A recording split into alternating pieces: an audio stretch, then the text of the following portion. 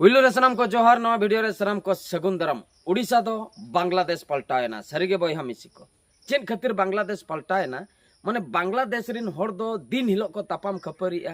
हिंदू मुस्लिम भितर रे को लड़ाइया आर को मा गoj को आर को दाल गoj को उनकान घटना बांग्लादेश रे नेलो मेनखान रिसेंटली भुवनेश्वर चेतान रे उड़ीसा रे उनकान घटना नेलकना दाल दाल ते मिटंग होड़ दाल गoj उतर का दिया को बांग्लादेश रे किछु दिन लहारे मिटंग घटना घटाव लेना मिटंग हिंदू होड़ उनी दो मुस्लिम होड़ ठेज को दाल दाल ते दाल गoj हचोयना अड़ी हाहड़ा को बुझाव लेआ माने दिसम जाकरिन होड़ पूरा को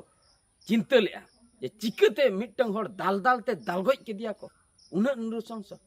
अच्छा किछु दिन लहारे भारत दिसम ना बिहार से रे मिटंग घटना घटायना चे चिकैना उनी दो मिटंग होड़े मा गoj के दिया इना तायम उना लोकल होड़ जहां मा गoj लेदे नुई होड़ हको दाल गoj के दिया नोआ दो मिसेनते इनके ठीक धरा बुझा ओका लकारे ठीक धरा बुझा मी होड़े मा गoj के दिया मेन दो उनी दो मर्डरार कनाय उनी हको दाल गoj के दिया ठीक गया आमेम गoj ले दिया आम हम गoj ना तो मिसेनते नो ठीक ना मिसेनते मेनखान आइन हाथ ते इदी दो बाय ठीक कना और ओका घटना उड़ीसा रे घटावा कना ओना दो भेगार गया ओना घटना दो नंका माने बारिया कुड़ी स्कूटी तकिन चला कना बारिया कोड़ा बाइक तकिन चला कना उनको भीतर रे कट्टी तलांग एक्सीडेंट होया कना इना तायम कमेंट मारामारी को हुई कना इना तायम हा गोहड़ गपहड़ से चेत को हानते दो आको चेत को ले जाओ ना गे हा बन बड़ाया ने गे घटना दो नोआ घटना रेना समाधान लेकाते जुदी नेलोगआ तबे दो नोआ दो पुलिस केस सन चलाव को मिसबिहेव हुई कना से आर चेत को हुई कना तो जोतना तर्जुमा कतेन उनी को अरेस्ट किया तापरे हा जहागे आईन अनुसारे मिटंग दंड विधान मेना का पनिशमेंट नाम किया नोंकाना केस कना नोंडे मा मर्डर बांग हुई कना से बाय गoj कदिया से चेत हो उनकान मारांग ᱧᱚᱜ घटना बांग हुई कना मेनखान ने निया घटना माने ओंडेन को जो लोकल होड़ जहां स्थानीय लोग को ताहे कना उनको नोआ घटना एटा सेन को इदी किया माने अडी एटा मेन दो उडी हाहाड़ा माने पाकिस्तान बांग्लादेश रे जहां लेका घटना घटा ओनते को इदी किया उनी कुड़ी हा हुरी आय से चेत चिका आय से होड़े होहो का कोय नो नोंका घटना घटाव कना इना तायम नोंका को दाल के दिया नोंका को दाल के दिया मेन दो पूरा गुजु धबी को दाल के दिया माने ओना चितर नेल लखन अड़ी हाहाड़ा बुझे कना अच्छा घोल्टा अतेन को दाल के दिया ओना मा हुईना तापरे मुचे रे हाने हापा माने ने झल डांग रे ओंडे को आका के दिया माने पूरा पाकिस्तान पूरा बांग्लादेश लका बुझाव गना मिट डोंडे दाल के दिया को दाल गoj आदो नोंडे दो कथा रकाम कना माने पुलिस दो चे चिके आरो पुलिस ओंडे ताहे कना प्रेजेंट रे पुलिस एक्शन चे इन तायम गoj परे ओंडे हा पोस्टमार्टम हुयुआ पोस्टमार्टम तायम हा पुलिस उनको जहां तिना गे हा ओकोय को गoj का दिया उनको कोई अरेस्ट कोई नो नोका माने तायम ते जो एक्शन हाता कना ओने ओना नेलते इन दो रस्के दो बन बुझे माने ओना घटना घटायना चिकते ना घटना बांग घटाव को ओंडे दोइन लई किया बांगा पुलिस कमी काय तायम ते उनी पनिशमेंट एमाय कना आर बांग उनी आम इदी तायम पोस्टमार्टम काते दुनिया चिका काते इना परेम अरेस्ट कना सरी होड़ेम अरेस्ट कना से बांगा चेन हो गारंटी उन जोखा दो बन पुइलू रे जुदी पुलिस प्रेजेंट ताहे कना उन जोखा दो जुदी पुलिस फोर्स को हे को आर बांग ओंडे जुदी उनी होड़ दाल खन को बांचाव किया तबे उनी होड़े बांचाव को बाय गoj को तो उनी पुलिस कोयो का कना जे हो दाल हचनक को रगी को बुझाव का आदो मुचे रे दाल दाल ते उनी को दाल गoj के दिया तो कथा दो नो नोआ कना आदो नो नोंका चितर उड़ीसा रे नो सुर दिन भितिर रे 15-20 दिन भितिर रे पिया पुनिया घटना घटायना ओना को नेल हचो पेता मिटंग उनी दो हा बहु कुड़ी कनाय बहु कुड़ी मेन दो दुलर कातेन किन बापला लेना गिद्रा मेनाय तकिना आदो हा किछु दिन ताहे परे हा इना परे उनी आजी जावाय ताय जहाय आजी दुलर गाते उनी दय फेरारेन खान नुई गिद्रा मेसा नुई एंगाते पांते के दिया ओकारे हो बाय नाम लेदे खान मुचे रे कोड़ा ओड़ा चलायनते ओडे दुड़ुम कते ओंडे मिटन धारणाय एम के लई आय 3 भूर नुई इन जावाय बइन नामिया उन भूर दो बइन चाहा ओंडे उनी जावाय आज दादा ते हेज कते मा आदियाय पूरा उनी बहु कुड़ी मा गoj उतर के दिया ओंडे गिद्रा दो ओंडे के दुड़ुम अकना हुडिन गिद्रा मा गoj के दिया माने चिकते उनी साहस के कारण हुई कना आइन चेतान रे उनी नासना हो माने बतर के बनुआ आइन दो चे चिकिnya इदीnya हा पैसा को एम लखान आर होय ओडक रुलnya नो ना उनी बड़ाई काय पूरा आइन ना सिस्टम में बड़ाई काय अच्छा ओना होइना तापरे आर किछु दिन लहारे उनका गे मिटंग होड़ उनी हो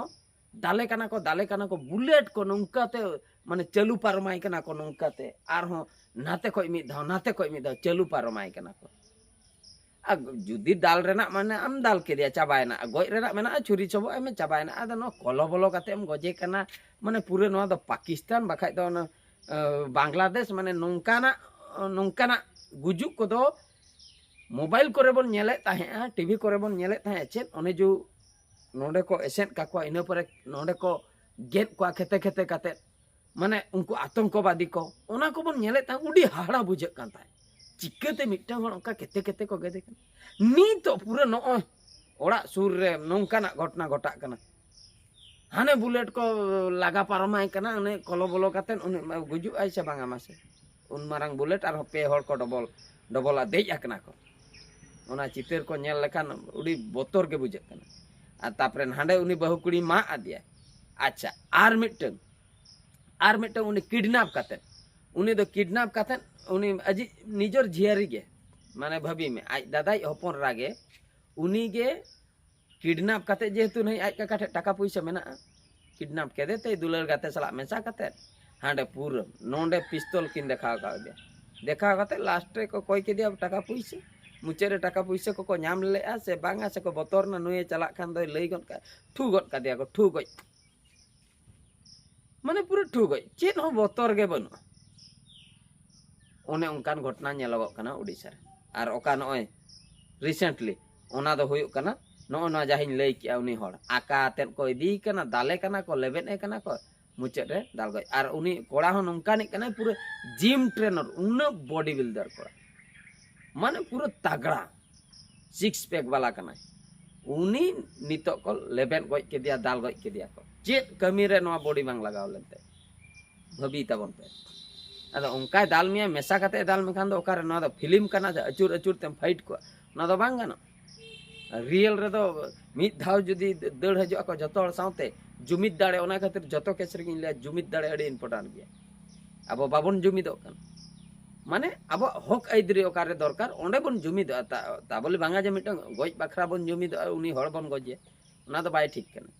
आदो नोंडे दो आइन हाथे इदी दो बाय ठीक कान ताहे आए माने जहाँ हो घटना घटाव कना ओना दो मर्डर केस लकाना घटना दो बांगा ओना बाखरा दो आइन कानून मेना का पुलिस केस काते पुलिस को इदी के जहाना के पनिशमेंट मेना का ओना पनिशमेंट को एम दाड़े गoj मा बाय गoj का दिया से उनी कुड़ी मा खाली मिसबिहेव का दिया आदो मिसबिहेव रेना परिणाम गुजु हुयुआ मेनते नोआ मा पनिशमेंट ओना आइन रे हो बनु का माने मर्डर केस रेना ओका जो हेना का दफा फांसी तो ओना फांसी हो अडिगान माने झोतना तर्जमा करते झोतना एविडेंस को नेल बड़ा करते किछु बच्चर परे फांसी को न्यामा संगे संग दो बांगा नोंडे मा पूरा ओना मिसबिहेव बदलते नाडे गoj पूरा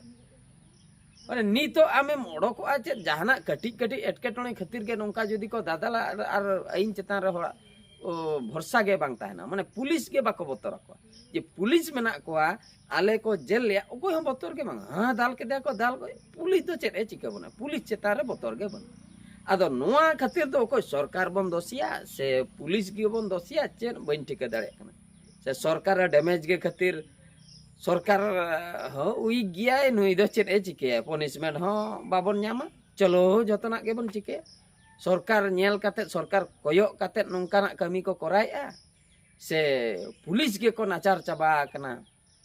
ओना खातिर नोंकाना कमी को कराया बन ठिके दाड़े कना कमेंट काते निहति पे बड़ा हचिया नो वीडियो नतरिन मुचे रे सनाम को गॉड जोहार।